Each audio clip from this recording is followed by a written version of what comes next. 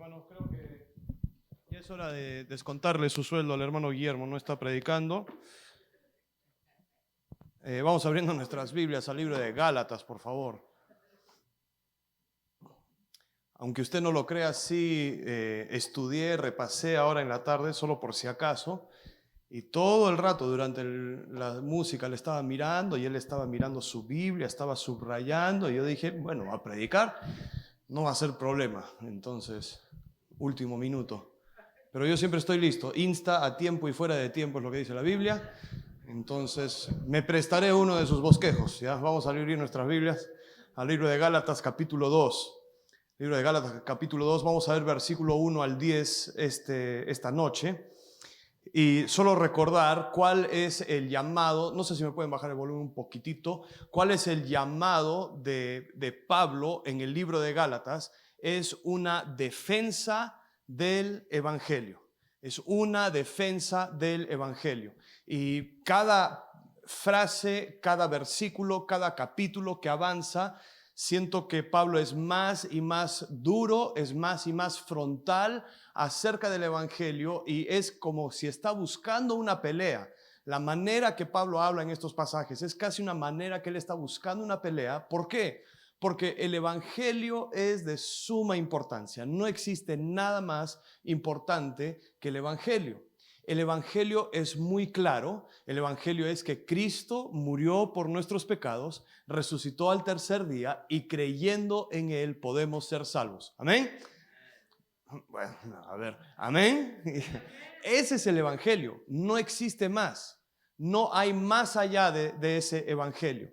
Todo lo que nosotros creemos se basa en esa parte del Evangelio, se basa en esa enseñanza, en esa verdad de que Cristo murió por nuestros pecados y creyendo en Él podemos ser salvos. Ahora, ¿qué está sucediendo en el libro de Gálatas? Es que hay personas que se llaman judaizantes. Y judaizantes son las personas que están entrando para agregar tradición judía, ley judía al evangelio. Entonces, como el evangelio nace en Jerusalén y nace entre gente religiosa, esas personas quizá han escuchado el evangelio, pero rehúsan creer que es solo Cristo. Rehúsan creer y estas personas son religiosas, pero van un poco más allá en decir, ya, está bien que Jesús sea el Mesías, aún aceptamos que Jesús sea el Mesías, pero un buen cristiano es un buen judío. Esa es su frase. Esa es su frase célebre, es que un buen cristiano es un buen judío. ¿Eso qué quiere decir? Que un buen cristiano es un buen religioso. Y la pelea que Pablo está teniendo con esta gente es que el evangelio no es ser un buen judío y el evangelio no es ser un buen religioso. El evangelio es creer en Cristo Jesús como tu Salvador personal. Ahí para. Ese es el evangelio. Ahora, ¿qué sucede? Ahora, la siguiente pregunta, para quizá aplicarlo a nosotros, es ¿qué sucede cuando el evangelio va a diferentes lugares del mundo? ¿Qué sucede cuando el evangelio va a diferentes contextos en el mundo? ¿Qué sucede cuando quizá nosotros escuchamos el evangelio aquí en Estados Unidos y nosotros creemos en Cristo Jesús en Estados Unidos, pero en México quizá el evangelio debería producir la gente que se ve igual que la gente en Estados Unidos, la gente que sigue las mismas tradiciones que en Estados Unidos, o la gente en el África va a creer en Cristo y su estilo de vida se va a ver diferente, se va a ver igual. ¿Cómo es que el evangelio cruza fronteras? ¿Cómo es que el evangelio cruza culturas? ¿Y qué es lo que hace a un cristiano un cristiano? Porque en este libro de Gálatas, lo que está sucediendo es de que Pablo está alcanzando a un grupo específico de personas. Y son personas gentiles. Son personas que no observan ninguna de las tradiciones judías. Todos los gentiles levanten la mano, por favor. Gentiles de corazón no, ¿ya? Incrédulos todos. Gentiles, nosotros somos gentiles, no somos judíos, no somos judíos de nacimiento. Entonces, las personas que están siendo alcanzadas son personas como nosotros. Son personas que no observan el sábado, no guardan el sábado. No tienen las leyes dietéticas que tiene el pueblo judío. Comen chancho, comen tocino, comen animales, entre comillas, impuros, no se visten de la manera que se visten los judíos, no son circuncidados. Si quieres saber qué es circuncidado, busca en Google, ¿ya? Mejor no busques en Google, pregunta a alguien de información segura, ¿ya? No guardan el sábado, no se abstienen de comer ciertas comidas, y los judaizantes están entrando y diciendo, oye, oye, oye, pero si tú has creído en Cristo y Cristo es un hombre judío, y tú has creído en Cristo, que Cristo es la continuación del Antiguo Testamento, entonces tú deberías ser un buen judío como nosotros. Entonces agregan las reglas a este evangelio. Encarcelan a las personas. Encarcelan a las personas bajo tradición y no bajo la libertad del evangelio de Cristo. Entonces, cuando Pablo está dando una defensa, él está dando una defensa acerca de esto. Entonces, la última vez que prediqué, que no sé cuándo fue, terminé el capítulo 1, donde Pablo dice, este es mi testimonio de cómo yo acepté a Cristo. Pero no solamente lo basa en eso, pero también en su viaje a Jerusalén. Mira lo que dice capítulo 2, versículo 1. Dice, después, pasados 14 años, entonces ya él ha estado sirviendo a Dios por muchos años. Después de 14 años, subí otra vez a Jerusalén, donde nació el cristianismo, con Bernabé. Ojo, Bernabé es un hombre judío. Bernabé es un hombre judío levita, de Chipre. Y él va, y van 3 personas, ¿verdad? Va Pablo, Bernabé, llevando también conmigo ayúdame, llevando conmigo a Tito, hombre gentil. 100% gentil. Papá gentil, mamá gentil. Entonces ellos suben a Jerusalén. Dice, pero subí según una revelación, y para no correr o haber corrido en vano, expuse en privado a los que tenían cierta reputación el evangelio que predico entre los gentiles. Entonces, Pablo llega a Jerusalén y dice, ya, bueno, he estado predicando 14 años, pero solo quiero asegurarme que estoy haciéndolo de la manera correcta, que no me estoy perdiendo ninguna parte. A ver, voy a exponerlo ante Pedro, voy a exponerlo ante Santiago, voy a exponerlo y voy a explicar el evangelio que predico para ver si es que estoy en lo correcto, porque no quiero hacer esto en vano. Y cuando él hace esto, versículo 3 dice, mas ni aun Tito, que estaba conmigo, con todo y ser griego, fue obligado a circuncidarse. Es interesante que Tito está yendo como creyente, como cristiano, y él está llegando a Jerusalén, pero él no se parece a los cristianos judíos. No se parece a los cristianos judíos. Él nunca ha guardado un sábado, más bien los sábados sale a jugar fútbol.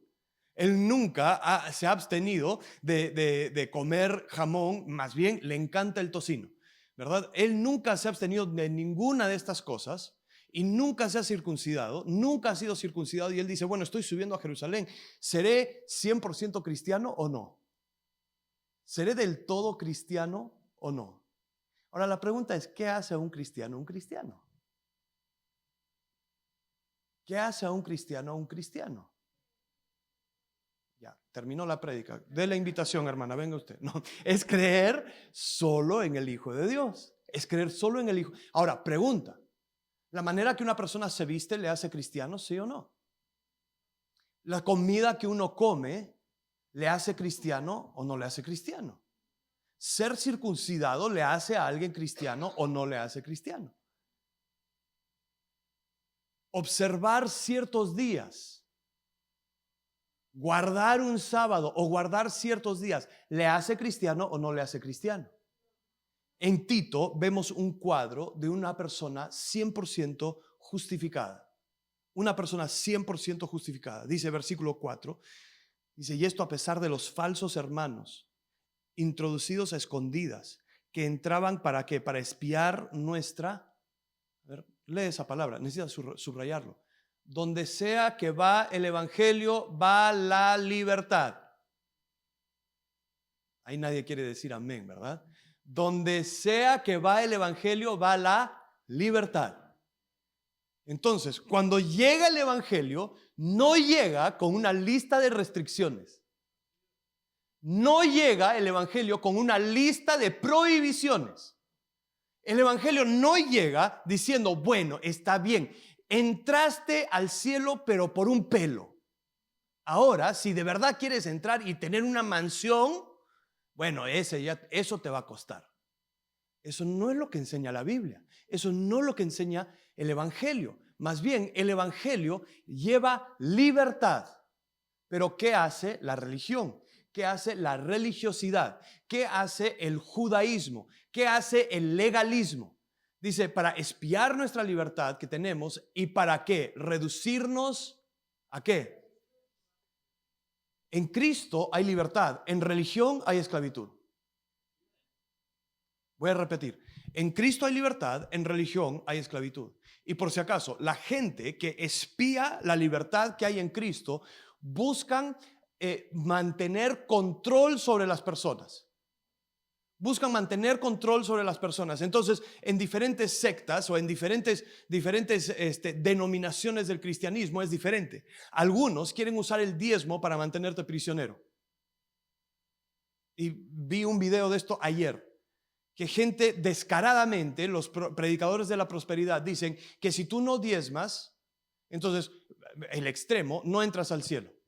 Que si tú no diezmas en la iglesia, Dios se cobrará tu diezmo en el hospital. Que si tú no diezmas, ya, esa es una vena del legalismo, ¿verdad? Pero hay otros, ¿no? Que si tú no haces estas cosas, bueno, obviamente no eres cristiano.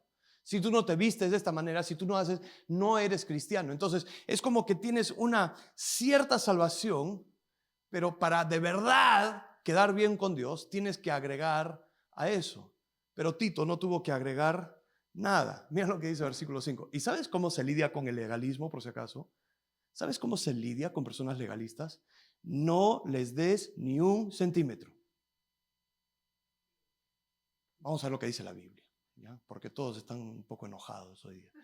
No sé por qué, hermanos. No sé por qué siempre se enoja la gente cuando se predica la Biblia, ¿verdad? Versículo 5. Con una sonrisa lo estoy diciendo, ¿ya? Versículo 5 dice, a los cuales ni por un momento, ni por un milisegundo les accedimos ni un centímetro a someternos, para que la verdad del evangelio permaneciese con vosotros. Él dice, hey, nosotros no hemos rendido ninguna de estas libertades por el ser de un legalista que viene a decirme a mí que no soy cristiano,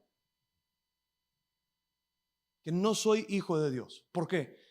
Hermano, algo que debemos siempre estar aprendiendo, siempre creciendo, es en la doctrina de la justificación, que somos justificados. ¿Eso qué quiere decir? Que tú ante Dios hoy día y en este momento eres 100% aceptado en los ojos de Dios. Eres 100% hijo de Dios. No hay nada que tú puedas hacer para agradarle más o para agradarle menos. ¿Por qué? Porque Él ya está agradado contigo en Cristo Jesús. En Gálatas 2:16 dice, sabiendo que el hombre no es justificado por las obras de la ley, sino por la fe de Jesucristo. Nosotros también hemos creído en Jesucristo para ser justificados por la fe de Cristo y no por las obras de la ley. ¿Por qué? Por cuanto por las obras de la ley nadie será justificado. En Romanos capítulo 5, que por si acaso Romanos es como una versión extendida de Gálatas, en Romanos 5:1 dice que somos justificados pues por la fe. Tenemos paz para con Dios por medio de nuestro Señor Jesucristo, por quien también tenemos entrada por la fe a esta gracia en la cual estamos firmes. La doctrina de la justificación es una de las más importantes. Voy a explicarlo de una manera simple como para que yo lo entienda, ¿ya? Yo pensé que la justificación era que yo pongo mi fe en Cristo y aquí hay una lista de cosas que Dios tiene en contra mía, de todos los pecados. Entonces yo pensaba que la justificación era que Dios ve esa lista y dice, bueno, Cristo murió por ti, entonces voy a tomar este lapicero y lo voy a cruzar. Y ya está cancelado, ya no debes nada, está perdonado. Pero cada vez que Él ve mi lista, cada vez que Él ve mi expediente, ve el pecado, pero ya fue perdonado, ¿verdad? Y sinceramente, si solo recibiéramos eso, sería suficiente. Pero esa no es la justificación. En inglés dicen que justified, justificado, es just as if I'd never sinned, justo como si nunca hubiese pecado. Entonces yo pensé, más adelante, pensé que la justificación era, bueno, aquí está la lista de cosas malas que ha cometido David, pero vamos a perdonarle y le voy a borrar le voy a borrar el expediente y ahora es una hoja en blanco. Y esta es la hoja en blanco. Y ahora Dios cuando me ve una hoja en blanco y ahora depende de mí escribir en ese nuevo expediente para tener cosas que le agradan a Dios. Pero esa no es la justificación. Mira lo que dice 2 Corintios 5:21. Si lo puedes poner en la pantalla. La justificación es que Dios ve mi maldad y yo acudo a Él por medio de Cristo Jesús y Él toma mi expediente y lo borra por completo y agarra su lapicero y anota toda la justicia de Cristo Jesús en mi expediente.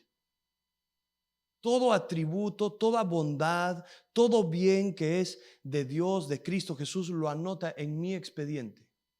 Entonces, lo que dice 2 Corintios, capítulo 5 y versículo 21, dice, al que no conoció pecado, si lo pueden poner en la pantalla, 2 Corintios 5, 21, al que no conoció pecado, ¿quién es el que no conoció pecado? Cristo Jesús, por nosotros, levantemos la mano nosotros, por nosotros lo hizo pecado, ¿para qué? Para que nosotros, levantemos la mano nosotros, para que nosotros fuésemos hechos, ¿qué? Justicia de Dios en Él. Entonces, cuando Dios ve mi expediente, ve solo las obras de Cristo. Cuando Dios ve mi expediente, solo ve la muerte de Cristo en la cruz, solo ve su sangre. Entonces no hay nada, hermano, hermana, que tú puedas hacer para agregarle a la sangre de Cristo. No hay nada que tú puedas hacer para hacer relucir mejor tu expediente. No hay ninguna notaría que puedas ir para agregar un sello o un sticker. No hay nada que tú puedas hacer para recibir una mayor justificación, un mayor placer de parte de Dios. Su placer ya está en ti. Y vemos esto en Tito, que cuando Tito llega, Tito no tiene que hacer nada. No tiene que circuncidarse, que por si acaso circuncidarse sería como la muestra más grande. Sería una muestra enorme de que él ha pasado de la muerte a la vida, de que él es ahora hijo de Dios y por ende hijo de Abraham. Pero no, eso no. Tito llega y él es tan cristiano como el judío Pablo. Tito llega y es tan cristiano como el generoso Bernabé. Tito llega, no es circuncidado, no guarda el sábado, come chancho y él sigue siendo tan cristiano como todos los demás. Interesante, ¿verdad? Esto quiere decir para nosotros que no hay nada que tú puedas hacer para agregarle o relucirle a tu salvación. Es solo Cristo. Debería existir un gran amén ahí. Es solo Cristo. Quizá, ¿no? Esto es hipotéticamente hablando, pero quizá una de las razones que no queremos decir amén a eso es porque ataca nuestro orgullo. ¿Cómo es posible que todo mi servicio no vale de nada en mi postura ante Dios? Toda mi santidad, todo este sacrificio que yo he dado, todo esto que yo he generosamente dado, ¿cómo es posible que tú ataques mi santidad? Pero es Cristo Jesús y es solo su justificación. Y cualquier otra cosa es esclavitud. Cualquier otra cosa, aparte de Cristo Jesús, es esclavitud. Y el evangelio es universal. ¿Sabes cómo se ven cristianos africanos? Muy diferentes a nosotros. Cantan canciones diferentes. Quizás celebran su domingo en otro día de la semana. ¿Sabías que un amigo, David Gates, que estuvo en Egipto, los domingos era como cualquier otro día de trabajo? Domingo era como lunes para ellos. Entonces él se reunía con su iglesia los sábados, porque sábado para ellos era como un domingo, para nosotros era el día libre. Y uno diría, bueno, qué tal lisura, imposible, ¿cómo alguien podría celebrar la resurrección de Cristo en un sábado? Están volviendo a la ley. No, es simplemente que todos los días son de Cristo. De lunes a domingo son días de Cristo. Entonces, si le celebramos el lunes, o le celebramos el jueves, o le celebramos el domingo, o el sábado, no importa. Es Cristo Jesús el que nos justifica. No todo cristiano se viste igual, por si acaso. No todo cristiano tiene las mismas tradiciones. No todo cristiano tiene las mismas prácticas.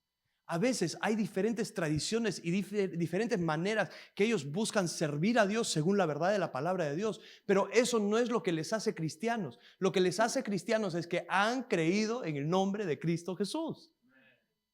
Hay personas que aún están equivocadas en otras doctrinas, pero han creído en Cristo Jesús. Y adivina qué, quizás no me caen bien aquí, pero voy a estar en el cielo con ellos por la eternidad. Lo que hace a un cristiano es una cosa y una cosa solamente: Cristo Jesús, su muerte en la cruz, su resurrección y el creer en Él como Salvador. Mira lo que dice versículo 6. Es interesante aún la arrogancia que parece tener Pablo en esto. No es arrogancia, es confianza en el Evangelio. Dice, pero de los que tenían, versículo 6, de los que tenían reputación de ser algo, lo que hayan sido en otro tiempo no me importa. Dios no hace acepción de personas. A mí, pues, los de reputación nada nuevo me comunicaron. No hay nada nuevo en el Evangelio que yo aprendí. Versículo 7. Antes, por el contrario, como vieron que me había sido encomendado el evangelio de la incircuncisión, como a Pedro, el de la circuncisión. Versículo 8. Pues el que actuó en Pedro para el apostolado de la circuncisión, actuó también en mí para con los gentiles. Por si acaso, Pedro y Pablo tienen ministerios muy diferentes. Según estos versículos, versículo 7, ¿cuál es el ministerio de Pedro? Si lo puedes poner en la pantalla, versículo 7. ¿Cuál es el ministerio de Pablo? ¿Es el ministerio a quién? A los judíos, a los de la circuncisión, a la gente judía. Entonces su ministerio era a la gente religiosa, era a la gente que sí guardaba el sábado, era a la gente que sí se circuncidaba, era a esa gente. Y el ministerio de Pablo se veía diferente. Y el ministerio de Pedro era ese, y el ministerio de Pablo, ¿a quién era? A los de la incircuncisión, a los gentiles. Y su ministerio se veía muy diferente al ministerio de Pedro. Quizá cantaban diferente música. Quizá su música tenía diferente estilo. ¿Tú crees que gentiles en los tiempos de la Biblia cantaban música judía? Ni hoy día cantamos música judía, por si acaso. Entonces, la música quizá era diferente, los estilos de ministerio quizá eran diferentes, pero el evangelio era el mismo. El evangelio siempre sigue siendo el mismo. Versículo 9 dice, y reconociendo la gracia que me había sido dada, Jacobo, Cefas y Juan, aprobación total de la iglesia en Jerusalén, que eran considerados como columnas, nos dieron a mí y a Bernabé la diestra en señal de compañerismo, para que nosotros fuésemos a los gentiles y ellos a la circuncisión. ¿Sabes qué están diciendo? Pablito, está Cefas, Jacobo, Cefas, Juan. Los tres. ¿Y se dan la mano con quién? Con Pablo, Bernabé y Tito. ¿Y sabes qué dicen? Pablito, nuestro ministerio se ve diferente. Tu estilo es diferente, pero estamos en el mismo equipo. Estamos en el mismo equipo. ¿Por qué? Porque el evangelio es el mismo. Cristo murió por ti. Cristo murió por ti. Cristo resucitó al tercer día y creyendo en Él puedes ser salvo. Y en versículo 10, para acabar, miren lo que dice en versículo 10. Y esto es de qué trata el verdadero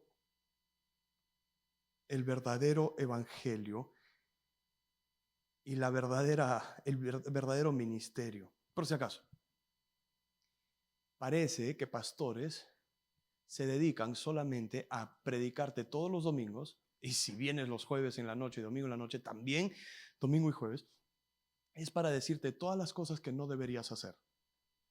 Y bueno, este jueves les voy a contar todas las cosas que no deberías hacer, y el domingo les voy a contar más cosas que no deberían hacer y otras cosas que están prohibidas, y deberías sentirte mal, y deberías sentirte mal y mal y mal y mal, porque nunca eres suficiente. Ese no es el evangelio y eso no es lo que se debería predicar. Mira lo que dice versículo 10. Dice, nos pidieron que nos acordemos de los pobres. Nos pidieron que nos acordemos de otras personas. El legalismo te hace enfocarte en ti mismo. El legalismo te hace ser muy egoísta con tu cristianismo, porque todos los días te levantas pensando en ti, pensando en lo que tú estás haciendo mal, pensando en lo que te falta hacer, pensando en lo que otras personas pensarán de ti, pensando en cómo tú puedes ser aprobado por otras personas, pensando en lo que el pastor te dijo el domingo, pensando en todas las cosas. Eso es lo que hace el legalismo. Pero el evangelio, ¿qué hace? No te hace pensar en ti, te hace pensar en otros. Y ese es el evangelio. El evangelio causa amor, mas el fruto del Espíritu es el fruto del Espíritu es amor. Entonces, tanto Jacobo, Pedro, Juan, le dicen a Pablo, Bernabé, Tito, ya dejemos de enfocarnos en estas cosas. Ya dejemos de hablar de circuncisión. Ya no hablemos de chancho. Ya no hablemos de tocino. Ya no hablemos del sábado. Acuérdense de los pobres. Que tu cristianismo tome acción. Que tu cristianismo sea un cristianismo de amor. Mientras más tiempo yo estoy enfocado en cuán terrible soy yo, en todas las reglas que tengo que guardar, en cómo mi vida es completamente alterada por todas las cosas que tengo que hacer, me olvido de un mundo que está muriéndose sin Cristo. Me olvido de un mundo que no conoce a Cristo, porque estoy tan enfocado en mí. Entonces, ¿qué es lo que Dios quiere que nosotros hagamos? Que no nos centremos en nosotros, sino que nos centremos en los demás. Mira lo que dice 1 Corintios 13, versículo 1 al 3. Dice, si yo hablase lenguas humanas y angélicas y no tengo amor, vengo a ser como metal que resuena o címbalo que retiñe. Y si tuviese profecía y entendiese todos los misterios y toda ciencia, y si tuviese toda la fe de tal manera que trasladase los montes y no tengo amor, nada soy. Y si repartiese todos mis bienes para dar de comer a los pobres, y si entregase mi cuerpo para ser quemado, y no tengo amor, de nada me sirve. El amor se enfoca en cuántas personas puede ayudar. El amor se enfoca en el servicio a Dios y el servicio a otros. El amor se enfoca, tiene una motivación genuina, duradera hacia otras personas. El amor se enfoca en las personas y no las reglas. Entonces, a veces, solo para acabar, a veces nosotros cristianos cometemos un grave error porque enfocamos nuestra vida en toda la lista de cosas que tenemos que hacer, toda la lista de reglas que tenemos que guardar, y nos olvidamos por completo de un grupo de gente, de una familia, de un grupo de personas, de amigos, de compañeros de trabajo que necesitan escuchar el evangelio. Estamos tan enfocados en limpiar nuestra fachada que nos olvidamos en las demás personas. Entonces, ¿qué es el evangelio? El evangelio es que yo he sido justificado en Cristo Jesús y yo soy libre en Cristo Jesús, y yo no tengo que someterme a la opinión de otras personas. Me someto a la palabra de Dios, pero no a la opinión de otras personas. Me someto a lo que Dios dice. No me paso el tiempo pensando en que el qué dirán de las personas. Más bien me paso el tiempo pensando a quién puedo ayudar, a quién puedo servir, a quién le puedo compartir el evangelio, quién necesita de mí, quién necesita apoyo en estos momentos, quién necesita el evangelio. Cuando yo vivo una vida así, ahí hay propósito, ahí hay gozo, ahí hay paz. Cuando nos enfocamos en servirle a Dios y servir a los demás. El legalismo causa que yo me enfoque en mí, pero el evangelio verdadero causa a que yo me enfoque en los demás. Y esa debería ser la vida del cristiano, sirviendo y amando a Dios y al prójimo. Oramos. Padre, te agradezco por esta noche, te agradezco por tu palabra. Te pido, Señor, que tú nos hagas creyentes que no vivimos en culpa, que no vivimos con vergüenza, sino que estamos viviendo en libertad y gozo por lo que tú has hecho por nosotros. Señor, que nos enfoquemos en los demás y no en nosotros mismos. Que nos enfoquemos en el servicio a los demás y no en lo que nosotros tenemos para nosotros. Señor, ayúdanos a ser siervos. Ayúdanos a tener una visión para el mundo, una visión para los demás. No enfocado en nosotros, sino enfocado en los demás. Y te pido esto, en el precioso nombre de Cristo Jesús. Amén.